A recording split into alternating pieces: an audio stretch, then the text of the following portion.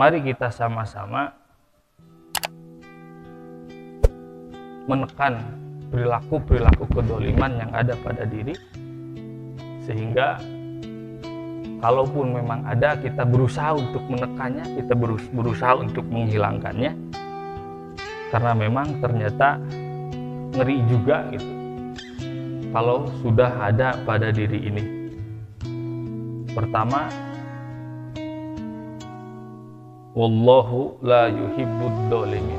Allah tidak suka terhadap orang-orang yang dolim. Allah laknatullah ala dzalimin. Ingat, laknat Allah itu ada bersama orang-orang yang dolim. Allah mengharamkan syafaat juga. Kemudian jelas siksaan pasti kelak nanti di akhirat. Kemudian Al-An'am ngasih tahu ke kita, orang yang dolim itu sakaratul mautnya dipukul oleh tangan malaikat, akhriju anfusahum, keluar nyawa. Kemudian Allah juga tidak akan melupakan begitu saja perilaku atau perbuatan terhadap orang-orang yang dolim. Bismillahirrahmanirrahim. Kemudian yang kedua, kata Allah Subhanahu wa ta'ala di dalam Al-Quran surat Hud ayat 18. Allah laknatullah ala dzalimin. Ingat, laknat Allah terhadap orang-orang yang dolim.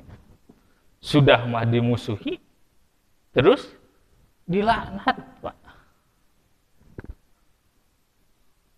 Dua kata ini, Pak, kalau kita lebih dalam mempelajari kata Al-Quran, laknat itu sebuah apa ya? Bukan ujian laknat itu. Kayaknya mah apa ya? Sifat marah Allah yang kecil mungkin lah. Dah kelak nanti yang paling besar mah di akhirat atuh. Dan tentang laknat ini sering oleh Allah Subhanahu wa ta'ala dilakukan kepada umat sebelum umat Nabi Muhammad. Nabi Nuh yang dilaknat oleh Allah beserta kaum-kaumnya. Nabi Nuh makan selamat, tapi kaum-kaum yang dolima yang tidak beriman tetap tidak selamat. Lantas mau digunakan laknat seperti apa lagi kata Allah atuh? Hujan saja sekarang sudah banyak musibah. Harusnya hujan itu adalah anugerah, betul? Ini malah menjadi musibah. Jangan-jangan selama ini banyak manusia yang mempunyai watak dan karakter yang dolim yang tanpa disadari. Itu. Kan harusnya hujan itu anugerah. Hujan itu kan menyirami tumbuh-tumbuhan ya, yang akhirnya tumbuhan itu menjadi buah-buahnya subur. Kemudian tanaman-tanaman jadi subur. Ini malah menjadi musibah. Ada apa ini?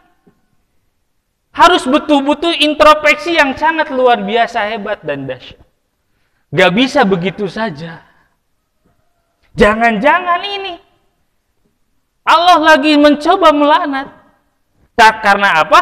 Karena banyak manusia yang tidak sadar terhadap perilaku dolim yang nempel pada dirinya. Terus apa lagi? Banyak kan buktinya. Gunung-gunung udah ditebang, longsor di mana wae. Banjir bandang sekarang sering terjadi, dah dulu mah jarang. Longsor dengan ketinggian, dulu mah kan kalau tebingnya agak tinggi baru terjadi longsor. Sekarang mah baru berapa meter tebing sudah terjadi longsor. Tong jauh-jauh Pak, yang mau di depan Anur, yang mau ke Gang Beringin, depan lapang poli, pernah terjadi longsor. Curam berapa meter atau ke atas. Ada apa sebetulnya? Jangan-jangan loh. Kata Allah Subhanahu wa ta'ala, hai, hati-hati. Kalau kamu punya karakteristik kedoliman, maka Allah laknatullah ala dolimin. Laknat Allah itu ada bersama orang-orang yang dolim. Kemudian kata Allah Subhanahu wa taala di dalam Al-Qur'an surat Ghafir ayat 18. Wa ma liddolimina min hamim wala safi'i yata'un. Tidak ada seorang pun teman setia bagi orang-orang yang dolim, dan tidak ada baginya seorang penolong yang diterima. Kebayang Pak, kelak nanti di akhirat Nabi Muhammad bersujud Pak di hadapan Allah. Nanya, kemana umatku wahai Allah? Nabi Muhammad sampai-sampai dia mencari umatnya dari surga atas sampai surga bawah. Dia mencari mana umatku, tidak ada. Nabi Muhammad datang pada Allah sujud dengan sujud yang cukup lama. Allah, mana umatku? Kok di surga nggak ada? Kok di surga sedikit? Kata Allah, ada tuh di dalam neraka. Nangis Nabi Muhammad. Nangis dengan cukup sujud, nangis dengan yang sangat lama. Sampai-sampai Allah bilang, wahai Nabi Muhammad, apa yang kau pinta? Tolong keluarkan umat-umatku yang berada di dalam neraka. Walaupun keimanannya sebesar biji kurma. Disaring Pak semuanya. Terus masuk ke dalam neraka. Masuk ke dalamnya surga. Tapi apakah cukup di situ saja? Tidak Pak. Nabi Muhammad kembali datang pada Allah sujud dengan sujud yang cukup lama. Dia mengatakan kembali pada Allah, Allah, kasihan umat-umatku. Dia nggak bakalan kuat berada di dalam neraka. Tolong keluarkan umat-umatku walau mempunyai keimanan sebesar biji zarah. Masuk semuanya. Nih orang yang dolimah tidak kebagian gitu teh Pak. Konsekuensinya adalah khalidina fiha abadan, kekal selama-lamanya. Sampai-sampai umat Nabi Muhammad yang paling terakhir masuk ke dalam surga diangkat, kemudian sudah berada di ujungnya neraka Pak. Nabi Muhammad lihat, ya Allah ya Rabbi, kasihan banget nih umat aku. Sudah lusuh, nggak bisa walakaya, nggak bisa apa-apa, ditangkap Pak oleh Nabi Muhammad. Bareng masuk ke dalam surganya Nabi Muhammad. Nih orang yang dolimah tidak akan kena Pak. Kata Allah, silahkan kamu minta, kecuali orang-orang yang dolim. Aku tidak akan pernah itu semuanya. Bayangin loh Pak, di akhirat seperti itu. Allah tidak mau. Kenapa? Karena memang ketamakan orang dolim itu merasa bahwa dirinya lebih hebat. Dirinya itu super jago gitu loh. Ini bahaya orang dolim kelak nanti di akhirat. Semuanya umat Nabi Muhammad mendapatkan pertolongan, kata Allah, Nabi Muhammad, orang yang dolim tidak bisa. Mau apa? Allah saking apanya? Allah la yuhibbu dolimin. Allah saking bencinya terhadap orang dolim. Terus apalagi? Allah laknatullah alal kadibin. Orang yang dolim itu adalah akan mendapatkan laknat Allah. Terus apalagi? Sudah jelas siksa neraka. Jangan disebutin lagi. Kalau di akhirat mah jelas masuk ke dalam siksa neraka. Terus apa lagi? Kata Allah Subhanahu wa taala di dalam orang yang dolim itu adalah sulitnya sakaratul maut. Ada di dalam Al-Qur'an surat Al-An'am ayat 93.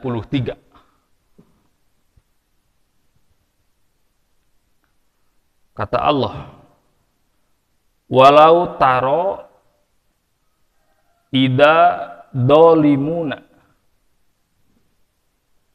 fi gomaratil maut wal malaikatu basitu aidihim ahriju anfusahum. Sok, Pak. Al-An'am ayat 93, Pak. Ada? Ada? Ini, Pak. Kata Allah ngasih taunya gini. Alangkah ngerinya sekiranya engkau melihat pada waktu orang-orang zolim berada dalam kesakitan sakaratul maut, sedangkan para malaikat memukul dengan tangannya sambil berkata, keluarlah nyawamu. Ini ketika sakaratul maut. Kebayang gak sih, Pak? Saking bencinya Allah terhadap perilaku dolim, mau nyabut nyawa orang yang dolim saja, sampai Allah nyuruh ke malaikat, bahasanya, bahasa kita, bahasa Purwakarta, malaikat tenge, pukul, basitu aidihim. Kebayang gak sih pukulan malaikat seperti apa? Kebayang gak sih kalau seandainya ada pukulan berarti kasih sayang malaikat seperti apa? Kebayang gak sih marahnya Allah terhadap perilaku dolim itu seperti apa gitu? Sampai Allah nyuruh malaikat kepada orang-orang yang dolim cabut nyawa itu dengan ungkapan yang sangat keras. Basitu aidihim. Tanggal malaikat tuh mana nu gitu mah. Pak, kalau seandainya sesuatu yang dipukul, Pak, tanggokan dipukul, dikepret lagi nyeri, Pak. Baru sesama manusia, ini oleh makhluk Allah yang tanpa terlihat.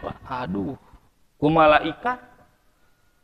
Kadupa kowe ge pan, aduh nyeri. Iya ditenggel. Ya Allah ya Rabbi. Kebayang gak sih gitu, ku? Saking apanya Allah? Benci-bencinya terhadap perilaku dolim. Sampai-sampai Allah saja nyuruh ke malaikat, basitu aidihim, ahriju anfusakum, kata Allah. Gak usah ada kasih sayang malaikat, tuman lah nu gitu mah. Kamu gak usah dengan bahasa kasar, punten assalamualaikum, jangan yang kayak gitu mah. Langsung aja kamu masuk, kepret kadinya Allah. Dan ingat, satu-satunya makhluk yang betul-betul taat sami'na wa atona adalah malaikat. Kalau malaikat akhriju anfusakum, pukul ke malaikat. Mau diengke-engke. Aduh ya Allah, kasihan. Enggak, malaikat. Janganlah tuh ya Allah, ini tim mau berpisah. Dunia dengan akhirat, jangan gitu-gitu. Kata Allah mesti dipukul oleh malaikat, Bapak. Enggak ada sistem negosiasi. Nggak ada. Ini menandakan sekali lagi bahwa Allah betul-betul benci terhadap perilaku dolim. Jangankan kelak di akhirat. Nah, ketika mau pisah di dunia saja, siap-siap perilaku orang yang dolim, meninggalnya saja. Aduh, kayaknya Pak, kalau kita dikasih salah satu keistimewaan oleh Allah, entah berapa, kayaknya kita nggak bakalan bisa tidur deh. Ningali, si eta orang dolim. Setiap apa nyawa yang dicabut dari perilaku orang dolim, kita ngedengar gitu. Waduh, datang ke sini ada teriakan. Datang ke sini ada teriakan. Kayaknya kita nggak bakalan bisa tenang. Iya. Ini loh, kata Allah di dalam Al-Quran surat Al-An'am. Kalau seandainya kata Allah tadi, alangkah ngerinya sekiranya engkau dapat melihat pada waktu orang yang dolim dicabut nyawa. Alah. Kata Allah, atuh malaikat kanu doliman, teu kudu dipikanya. Hamek bat. Aduh, ajib. Cek malaikat ini yang aku suka Allah. Aduh, coba. Sedangkan kepada orang-orang yang baik kayak kumaha, enggak kok, malaikat mah salam dulu, santai dulu. Malahan ketika Nabi Muhammad SAW meninggal, sampai-sampai pernah request kepada Jibril, bilangin Jibril ke malaikat iya anu dipikasieun gua manusia, tong tadi teuing gitu nyebut nyawa teh. Kenapa? Karena sakitnya terasa oleh aku. Sakitnya terasa oleh aku. Gimana nanti kalau umat-umat aku? Kayaknya nggak bakalan kuat nahan rasa sakitnya. Bayangin. Nah, kepada orang-orang yang dolim nggak kayak gitu. Ya mau orang dolim, bebak, hamak. Ngajerit biarin. Dan memang kata Allahnya harus seperti itu. Nah, kalau seandainya malaikat bisa protes, ya Allah, jangan dipukul, lebih dari pukul, silakan. Itu. Pokoknya, akhriju aidihim, keluar dengan tangan. Waduh, subhanallah. Ini menandakan bahwa Allah itu benci terhadap perilaku kedoliman. Ya. Terus apalagi? Kemudian kata Allah Subhanahu wa Ta'ala di dalam Al-Quran surat Ibrahim ayat 42, Allah tidak akan melupakan perbuatan walaupun mereka tidak langsung menurunkan siksaan. Wala yahsabanallah ghafilan amma ya'malu dolimun, dan janganlah engkau mengira bahwa Allah lengah dari apa yang diperbuat oleh orang-orang yang dolim. Allah mesti ingat terus. Allah pasti bakalan terus-terusan ingat terhadap perilaku dolim. Bahaya. Allah tidak akan pernah melupakan begitu saja. Tapi Allah bakalan terus-terusan ingat terhadap orang-orang yang mempunyai karakteristik kedoliman. Ya, sebagai penutup, ingat ikhwatu iman rahimakumullah, bahwa mari kita sama-sama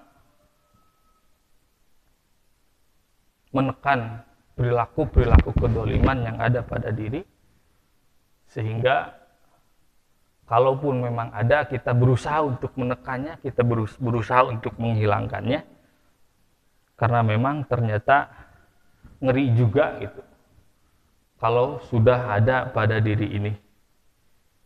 Pertama, wallahu la yuhibbud dolimin, Allah tidak suka terhadap orang-orang yang dolim. Allah laknatullah ala dolimin, ingat laknat Allah itu ada bersama orang-orang yang dolim. Allah mengharamkan syafaat juga. Kemudian jelas siksaan pasti kelak nanti di akhirat.